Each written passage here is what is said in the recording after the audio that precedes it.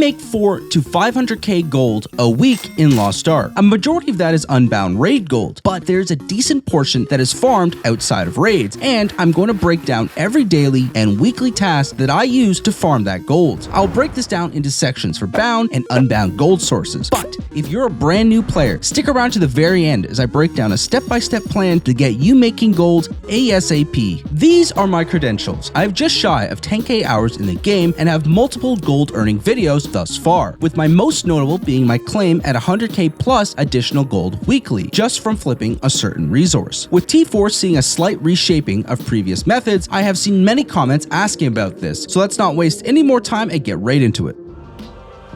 With the introduction of solo raids came bound gold. This is gold that cannot be used on the market in an anti-botting RMT measure. Slight clarification though, this gold can only be used to craft bound materials from your stronghold farm. You cannot craft tradable items with bound gold. This gold can be used at vendors in the game like honing, quality tapping, transcendence, and more. Basically any system in the game that requires gold and can't be converted to another resource to be traded on the market. So the most obvious source of this gold is solo raids. A lower amount of gold compared to the group raid format, but the raids are significantly easier and less strenuous, and the solo vendor and box materials actually tend to be equally or more valuable than their normal version in regards to the bound materials raw gold value. 6 characters can be designated as gold earners until reset, and they will have 3 raids in which they can earn gold from. You can choose before you load in if you want that raid to count for gold or not. Soon this will be toggleable in raid, but note as soon as any character receives any form of gold, they and the raid is now locked in as a gold earner. For numbers on value, check out the Lost Ark Nexus linked in the description for values for each raid. Una's tasks are daily and weekly tasks that can be found in your Alt-J menu that pay out points that fill up your Una's progress bar for the week, with different thresholds for Una's tokens payout. These tokens can be taken to the gold vendor in any major city for 3 gamble options. The payout on average is better in the middle bag, but the gambling folks will tend to bet big on the big box for a very small chance at a drop of a 10k bar of gold. At 1640, you'll receive around 6 to 8k bound gold with higher variance depending on the RNG rare drop luck. Una's dailies are deemed annoying over time, but I would focus on insta-locking weekly chaos and guardian quests at the start of the week on your roster, as those will passively get done relatively fast and get you your weekly bound gold. There are adventure islands that pay out gold that happen on different days weekly on specific hours, so check out those on your daily schedule in-game for a nice little 1k stipend. The last option of bound gold is if there are any remnants of gold from story quests left in the game. Lots have been removed in further anti-botting measures, but I'm sure there are still some sources left. Additionally, gold obtained from events are typically always bound. The current Makoko bootcamp pays out bound gold, and hyper expresses and leveling event quests also give bound gold. Although many may dislike bound gold, without it, botting would be even worse and payouts would be significantly lower, if any. Use these bound resources for honing or damage increases, and stay tuned to the end of the video where I go over steps to making Unbound Gold as a newer solo-only player.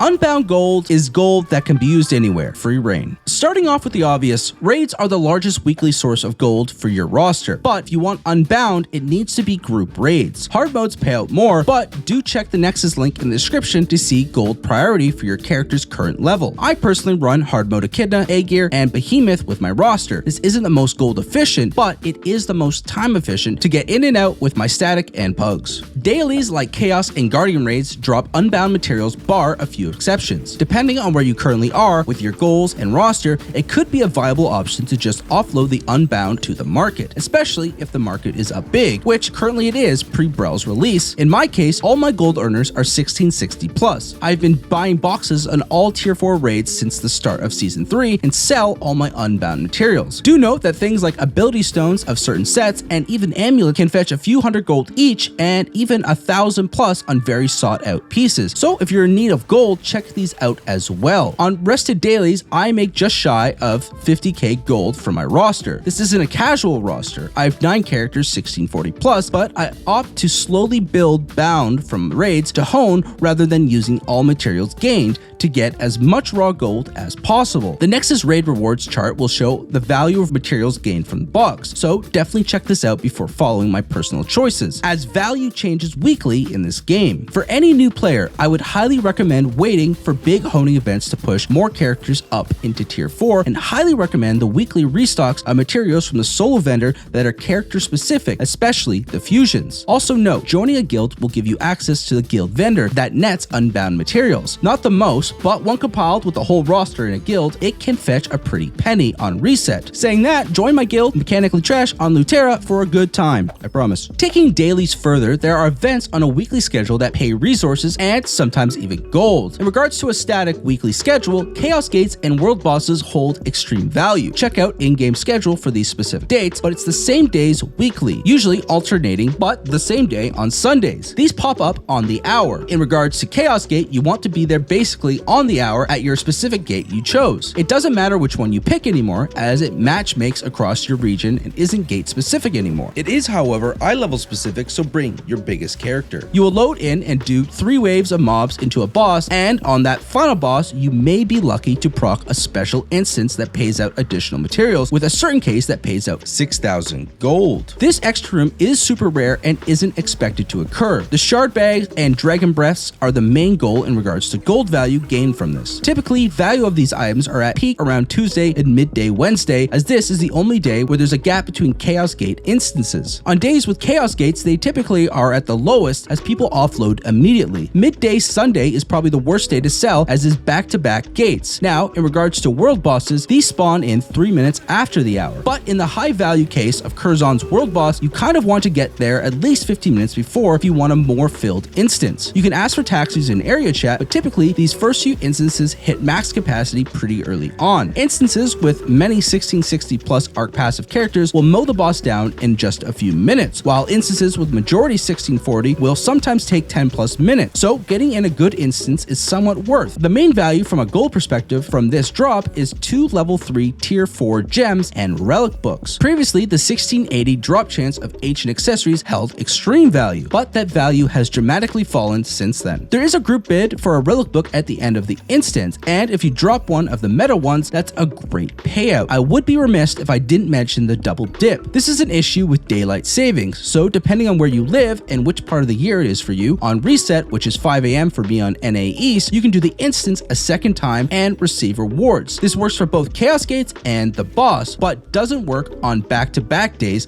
like Saturday into Sunday for Chaos Gate, as that just takes the next day's one threshold. This seems to be in a gray area if players are annoyed by folks taking part in this, but I don't have footage for this since I ain't staying up to 5 to cheese an extra few thousand gold. There is one weekly activity that will net you materials that will bring in a lot of gold if you desire to sell it. Although not technically a weekly, I've always deemed cubes as such. Cubes are a 4-stage fight that roughly always follows the same order: mass mobbing into mass mobbing on the edge, into a mini boss fight, into a big boss fight. There's a chance of a lucky room in each instance where you just need to hit the boss multiple times to burst the pinata and will get rewarded with variances of gems, leapstones, and card XP or dragon breath. There's a giga lucky room that pays out 5 million silver as its main platter. These items are bound, keep in mind, except the gems. This is the main source of gem farming outside of Chaos Dungeons, and its difficulty and annoyance have been nerfed into the ground. It is still a wonder why cubes aren't X3 anymore though. I personally don't sell any gems earned from Chaos or cubes. I bolster my roster with them, but what I personally do is flip gems. There is a way to flip gems for 1 to 3k profit per gem sold. It's been rough since tier 4 launch. I'll have weeks where I'm up big or no sale will happen really at all. Or in recent cases, the price jumps up as our market keeps ballooning. For context, prices of level 9 T3 gems were around 60 to 70k in summer when the prices crashed because all the apes sold all their gems. Now, prices have returned and are even higher than usual at 120k. If you're curious about how to flip gems effectively, check out my thorough video on it in the description below. Also note, the Triangle vendor pays out 2 level 5 T3 gems by running the raid. I recently stopped doing this weekly as I don't personally see the value for the time, but if you are a newer player or have a smaller weekly income, this definitely still holds great value. I don't think life skilling has ever been so easy and rewarding in its existence in Lost Ark. With Season 3's release, we got slight revamps to life skills and their minigames, and to make it better, everyone wants 1660 characters, so fusion materials are a super hot commodity. I would love to make a step-by-step guide for every life skill, but in this gold making guide, I'll touch on the only one a super casual will want to do: woodcutting. Woodcutting is by far the most efficient in regards to time and effort and gold return. I am a max level excavator who 2 never understood the fishing hype, but since the revamp and Tier 4's release, woodcutting is so easy and fast that it's the only one that I have done since. There's one area in which everyone farms wood. This would be problematic, but it's on the same map area that has Chaos Gate spawn and World Boss, which means it will have so many optional layers. And with how fast it takes, you're in and out relatively fast. So here's what you do. Whether it be starting with a green axe or crafting a purple, get to level 20 woodcutting, which if doing the basic life skilling quest should have you starting at a minimum of level 10. Level 20 is important as it unlocks duo tree cutting abilities. This is where the action happens. Just load into the Abydos section of the map and wait. Or if you want to take the step, say in area chat LF Logger, looking for Logger. You should immediately get an invite and you will join your duo as you run around in a circle cutting down trees until your life skill energy bar runs dry. Once you hit level 30, you will achieve the kick tree skill, which will randomly proc and can be increased in chance with your tool stats if you have one that specifically boosts for that. Make sure to equip this skill on your skill bar and click it anytime it lights up for bonus loot. Additionally, random bags will drop from these trees. These are also chance based and can be increased based upon your tool's stats. This will have lots of materials inside and some tools with a super small chance of a gold axe. Since I have started in October, I have only had one gold axe drop. To make this process even faster, equip a leap essence as seen below, if you have any that is. This increases the loot and XP gain, but also takes more of your life energy. I believe there's no drawback in taking this, it just aids in reducing time. The bonus mats and XP gained are proportional to the extra life energy taken. I had 200 plus essences pre-tier 4 and I've just recently run out of them. Then head to your stronghold. Make sure you have the specific fusion material researched from the lab. Before you craft, head to the manor tab and try to min-max any structure or outfits equipped to reduce cost or increase great success chance on special type crafting. Additionally, having pets with abilities from the ability training that help reduce cost and increase chance is also beneficial, so look out for that. You should be able to craft 10 to 20 batches from a full batch of life skill energy. Note, the blue log material has no bearing on the tier 4 fusions, so I'll just get a bulk loads of it and then offload it raw to the market. Also note, in the crafting process, you'll be held up by the new Abydos orange wood. You can use the conversion center in your stronghold to convert your green or gray logs into orange powder, then convert this into the orange logs. It may be better value to just offload these onto the market and buy raw orange, but I am too lazy and found this is the easiest way for me in this process. I typically will half the amount of the gray and green and convert that load into orange logs. Typically 1 to 2 days of full life energy will fill me up so much extra that the conversion will net me a full load of 40 stacks of Abydos fusion materials from the workshop. An average person will net just shy of 8k life energy in 24 hours. So I typically do wood cutting every other day, or if I'm really lazy, every third. The raw gold cost to craft is basically half of what you'll get in return. So if it costs 10k, you're looking at around 20k return, 10k profit. When you have this all set up, it is super easy and quick to do and just super easy gold weekly on top, so join the many who ask LF Logger. Accessories have seen a huge revamp in tier 4 and soon to be across the whole game. Basically, to get the minimum worth from them, they need to be 68 quality so that when they get max polished, they can return the maximum amount of enlightenment points. Anything below that is relatively worthless. Quality higher is somewhat bait, as quality doesn't inherently mean the base stats will be better. I just think it means the chances are higher. I will have John Powell's guide linked in the description. His guide is great for new players in general for tier 4, but the accessory portion is pretty good at breaking down what you're looking for across the board. But highlights are that the main stats can be in different ranges. When you polish that accessory, it will randomly obtain a stat in its pool of available stats. Once again, refer to John Powell's for visual reference for the meta ones you want to achieve. Although the only difference between relic and ancient accessories is the enlightenment points obtained, basically the base stats and polish stats will be the exact same. But because everyone has access to relic accessories as soon as they enter tier 4, the polish variation's value is a loss in regards to cost put into polishing them. I imagine if you roll 2 super good stats, maybe medium rolls, maybe it could hold a little bit of value on the market, but I wouldn't personally advise you to roll relics at all. This may see a spike once the new Ark passive update rolls out throughout every level of the game, but currently they hold negative value for the most part. The real gold is found when you hit 1680 and can farm ancient accessories, but even this value is about to drop as Brel Raid brings more sources of ancient accessories to flood the market. But good rolls on ancient accessories will somewhat maintain their value. But no, it is somewhat of a gamble. Currently, a fully polished piece can net you 20 to 35k gold, but that will drop. Post Brel's release, this has gone down to 10k now. 2 good low rolls will net minimum 50k, and higher rolls, especially more than 1, will always net a pretty penny. But as more and more people get access to ancient accessories, these prices will gradually drop. A lot in some areas, but a bit in others. Weekly, I make at least 25k from one accessory sale, but if it's a better roll, then we're looking at an additional 50 to 100k gold based around the luck. Make sure you have 20 mails of relic accessories from alts to your main, if you can, daily to fully bolster the amount of fragments you get daily. This is additionally benefited from me buying box on every raid. This isn't a huge source of gold, but good to note as an additional passive gain that will go down over time in value. One new addition to this list as of Brell's release is tier 4 bracelets. High rolls of 1 meta stat or even 2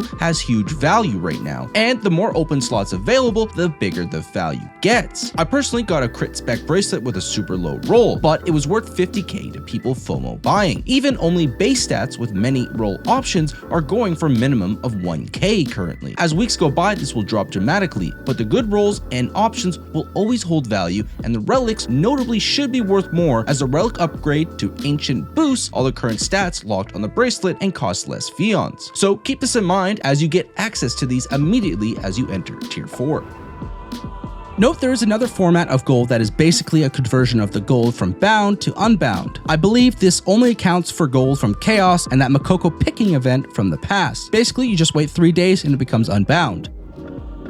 I've been making 500k plus weekly for the past month and a bit. Once again, my roster is giga compared to the casual player, but I actually could be making more if I min-maxed more of these options I've listed for maybe 50 to 200k plus a week. Now, if you're new, let's go over a step-by-step starting guide to making gold. This will be brief, but we'll list steps to start making Unbound Gold now. Your main issue as a new player or a solo-only player is likely getting Unbound Gold. All of Bound Gold steps are easy enough to do immediately and start building that passive gold, but you want to interact with the market. The first step, assuming you're not gated from even using the market, is to somehow generate any unbound gold, since you're probably aware that there's a 5% tax on the market. There is a deposit fee based upon the bid price and a final tax based upon the sale. So getting unbound gold to make a sale of something like a farm gem is required to even list on the market. Assuming you don't want to hop into group raids or have the inability to get into those lobbies with your current gear, the current best way is to participate in the 1640 world boss. It has a relic book drop at the end and will typically at minimum have a book sell for 50 gold that will get dispersed to the participating group. So you'll be getting at least 3 gold from this. You may think it's laughably low for the 5% list price, but there is a trick to the auction house. Like I said, this is based upon the bid price, and upon the sale, the price of the sales discrepancy will be sorted before the gold is sent to you. So if you list at a bid price of 1, as long as you have 1 unbound gold, it can be listed. This works wonders with things like gems or ability stones, which sell for their sell price, assuming it's a minimum price on the market. In my experience, gems listed at 1 gold bid will eventually equalize at the minimum price due to gem flippers trying to get the lowest possible value and fighting over it. Ability stones, assuming they're the popular ones, will likely sell at minimum sale price and won't resort to getting bought at the bid price of 1 gold unless it's like a 20 gold ability stone, in which case it may be unpopular and could get sniped for that cost and not be a problem. Bid tactics only work on the auction house side of the market. So the market where you sell materials is just based upon the list price, which if sold is the sale price. So you can't trick this system. So the plan is using the world boss to get 1 to 3 unbound gold. Then you'll either list an ability stone you found or a mid-tier farm gem to gather around 1,000 unbound gold. This is now good territory to start cooking some fusions or start offloading raw materials from chaos or just life skill materials. Keep an eye on it since you're not getting an influx of it from raids weekly, so running out and having to start from 0 again is a potential if you start a rage tapping honing session and run out of bound gold and it taps into your unbound. If you follow these simple steps, you will be getting a small influx of unbound gold weekly outside of raids that can stack over time. And once again, this can be increased by a lot if you check out my gem flipping video from last summer that goes over basically how to make 1 to 3k minimum profit from gem flipping. That generally all still holds true, but be careful. Hopefully these tips and steps help you make some form of gold income, which is important in a free-to-play game that is heavily centralized around its gold market in regards to getting into raids and gearing better. I appreciate you sticking through the video this long. If this helped out at all, a like, comment, or even a subscribe goes a long way on our end to help us out, and we greatly appreciate it. If you think I missed something notable, let me know below, and maybe I'll pin it for others to see, so check out the comments. But also check the description for all the links of resources mentioned throughout the video. Definitely check out my gem flipping video to take gold making a step further, but be careful as I made that video when the gem market was stable for 3 years. Then the next day it crashed. But it's still bountiful if you got the time, or just check out my other new player guides. Until the next one,